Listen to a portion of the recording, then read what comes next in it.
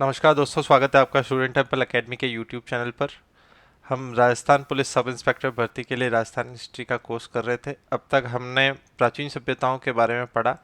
अब प्राचीन सभ्यताओं से आगे बढ़कर हम राजस्थान के इतिहास का दूसरा चरण देखेंगे, जहाँ रामायण काल से लेकर राजपूतों के उदय तक जो घटनाएं हुई है उसके बारे में प्रकाश डालेंगे। इसके बारे में अब तक ऐसा एग्जाम में क्वेश्चन तो नहीं पूछा है, लेकिन आपको जो राजस्थान अध्ययन के अंदर मुख्य बिंदु बताए गए हैं इन सब चरणों के बारे में और एक टाइमलाइन आपको पता लग जाए कि कब कब क्या क्या हुआ था, तो वो हम आज देखेंगे। महाकाव्य काल के अंदर आपको पता है रामायण और महाभारत दो काव्य थे। रामायण के अंदर ये एक प्रकरण है जहाँ पे श्री राम समुद्र के पास खड़े हैं और समुद्र की पूजा कर रहे हैं कि वो रास्ता दे देगा उन्हें लंका जाने के लिए। जब वो रास्ता नहीं देते हैं तो वो तीर निकाल देते हैं, समुद्र देव प्रकट होते हैं। तो तब वहाँ उल्लेख है राजस्थान के बारे में कि फिर समुद्र देव के कहने पर उन्होंने उत्तर पश्चिम की दिशा के अंदर इस तीर को छोड़ दिया गया था और वो तीर जाके राजस्थान के अंदर मरुस्थल उसने बना दिया। तो ये पौराणिक कथा है जिसके अंदर राजस्थान का जिक्र आता है। फिर महाभारत के अंदर जो जांगल देश है, जो कि आज का बीकानेर प्रदेश है, यहाँ पे कौरवों और पांडवों, जो कौरव पांडव राज्य था उसके अंदर ये सम्मिलित था। तो इसके बाद, इस काल के बाद से लेके बुद्ध के समय तक राजस्थान के इतिहास में अंधकार है। कि मतलब अब तक कोई साक्ष्य ऐसे मिले नहीं है जिसके बारे में राजस्थान के इतिहास का कोई पुख्ता जानकारी मिल सके, जिसके बारे में हम अच्छे से अध्ययन कर सकें। उसकी जानकारी अभी है नहीं। लेकिन जब बुद्ध के काल के आसपास, जैसे जो कि 600 ईसा पूर्व है, उसी समय राजस्थान, पूरे देश के अंदर जनपदों का उदय हुआ था। जनपदों का उदय हुआ था और 16 महाजनपद का उदय हुआ था भारत के अंदर। उसमें से कुछ जनपद राजस्थान के अंदर भी थे, तो उनके बारे में हम पढ़ेंगे। इसमें सबसे इम्पोर्टेंट है मत्स्य जनपद। अब मत्स्य जनपद है जो कि महाभारत और पांडवों के समय से ही मतलब इतिहास के अंदर बना हुआ है।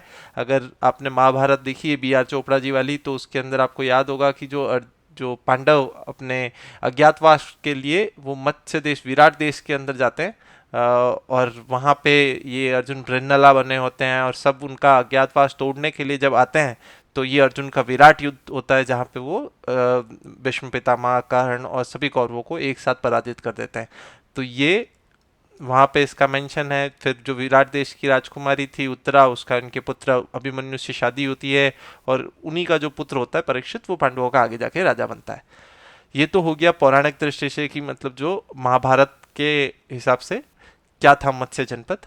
अब हम चलते हैं मत्स्य जनपदों को, जो इतिहास के तथ्य हमारे पास और अवेलेबल है उसके हिसाब से। तो पहले तो आप ये देखिए कि राजस्थान का जो नक्शा है, ये राजस्थान का नक्शा है।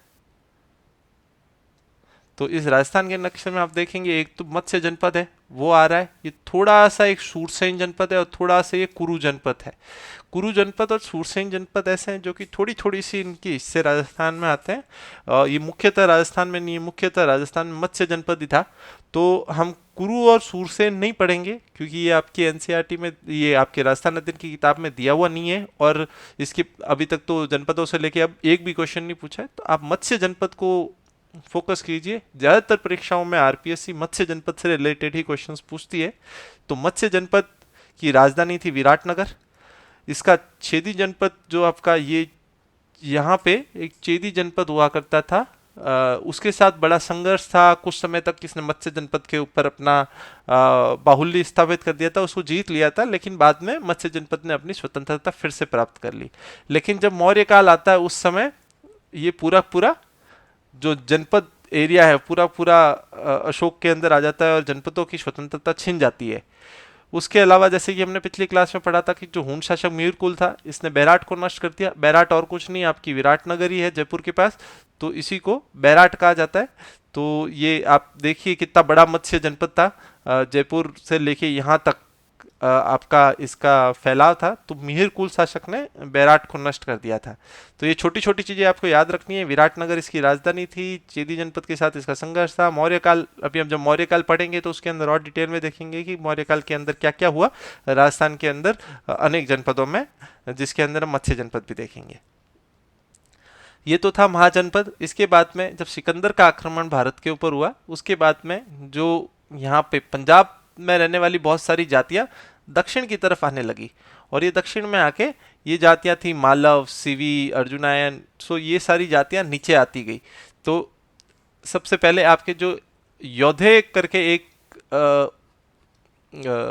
जाति थी, वो उत्तरी राजस्थान के अंदर बसी, और इन्होंने कुषाणों को परास्त किया था। जब कुषाणों का शासन इन्होंने ही खत्म किया था, कुषाणों की शक्ति को हराया था इन्होंने। फिर आपका जो अर्जुनायन है वो यहाँ पे आपका भरत, जो आज वर्तमान के भरतपुर और आपके अलवर जिले हैं वहां पे है। आपका शालव भी, शालव जनपद भी अलवर जिले के आसपास ही बसा हुआ था। आपका मालव जो है वो यहाँ कहीं बसा हुआ था, जो कि आपका अजमेर, जयपुर, टोंक और चित्तौड़गढ़ का कुछ हिस्सों का एरिया आता है।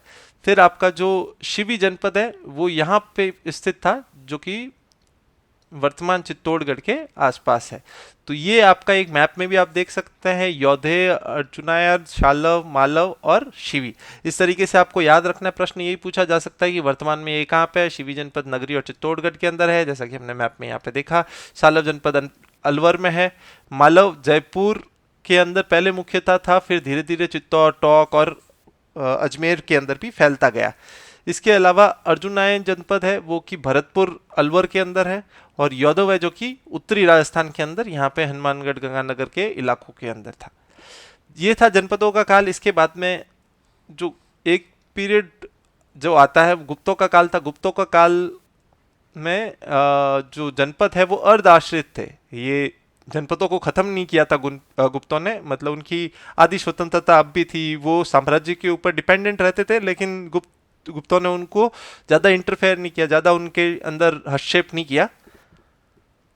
फिर आता है सबसे बड़ा काल, वो है मौर्य काल, जिसके बाद में जनपद करीब करीब खत्म होने लगे। जनपदों से एक देश बनने की प्रक्रिया, अगर आपने चाणक्य के बारे में पढ़ा है, चाणक्य के बारे में सुना है, तो उनका पूरा आइडिया यही था कि पूरा भारत एक देश बने, अलग अलग जनपदों के अंदर नहीं टूटा रहे। तो ये है अशोक के समय के मौर्य शासन का मैप। तो अगर आप देखेंगे कि ये पूरे पूरे राजस्थान को भी कवर कर देता है, और राजस्थान के अंदर बहुत जगह से मौर्यकालीन साक्ष्य मिले हैं। जैसे कि हमने पढ़ा था अशोक का भाबरू शिलालेख। ये भाबरू शिलालेख की फोटो है, जो कि अब कलकत्ता के एक संग्रहालय के अंदर रखी हुई है। तो ये भाबरू शिलालेख हमें बैराट से मिला था। उसके बाद में इसी के उत्तराधिकारी कुणाल ने जो बौद्ध मंदिर बनाए थे वो भी हमें मिले थे। इसके बाद में एक कुमारपाल प्रबंध करके एक सोमप्रभ सूरी जैन राइटर है, कुमारपाल प्रबंध लिखी थी इन्होंने, सोमप्रभ सूरी जी ने। इसके अंदर कहा गया है कि मौर्य राजा चित्रांगद था, जिसने चित्तौड़ का किला और चित्रांग तालाब बनाया है।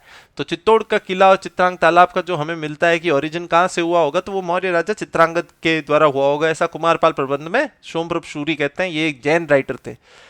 उसके बाद में एक मौर्य राजा था मान, या मन भी कहा जाता है उसको, मान भी कहा जाता है। उन्होंने मानसरोवर का तालाब बनवाया। मौर्य राजा धवल ने कणस्व शिवालय बनाया, जो कि कोटा में स्थित है। तो ये फैक्ट्स आपको याद रखना है, मोटा मोटा इतना ही पूछा जाता है। मौर्य काल वैसे तो बहुत बड़ा था। मौर्य काल की टाइमलाइन भी आपको बता देता हूँ। जो नंद साम्राज्य था, नंदों को परास्त करके चंद्रगुप्त मौर्य ने मौर्य साम्राज्य की स्थापना की। चंद्रगुप्त के बाद में उनके पुत्र आए बिंदुसार। बिंदुसार के बाद में आए आपके अशोक।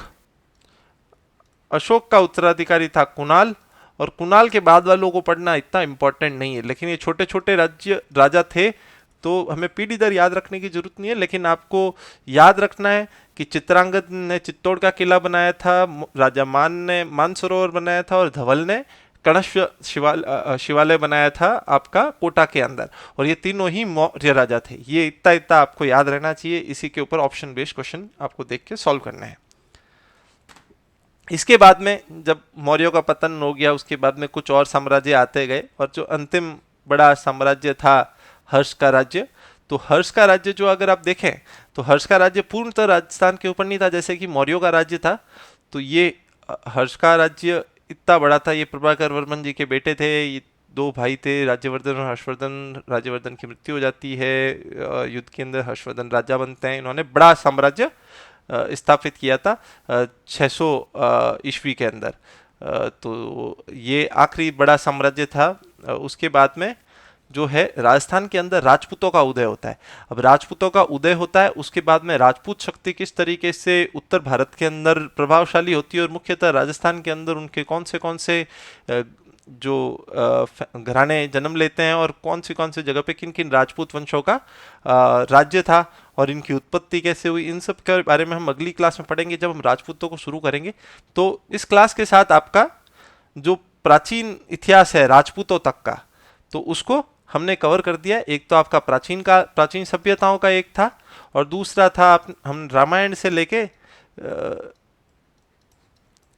हर्ष तक, ये हमने कवर कर दिया है। अब हम तीसरा युग है उसको राजपूत युग भी कहते हैं, तो राजपूत युग को हम पढ़ेंगे कि राजपूतों की उत्पत्ति कैसे हुई, राजपूतों का बाहुबल्य कैसा बढ़ा, राजपूतों ने किस किस क्षेत्रों को किस किस तरीके से अधिकारबंद किया। और राजपूतों को बड़ा डिटेल में पढ़ना पड़ेगा क्योंकि यही प्रमुख राजवंश है जिनका हमारे पास हिस्टोरिकल एविडेंस है।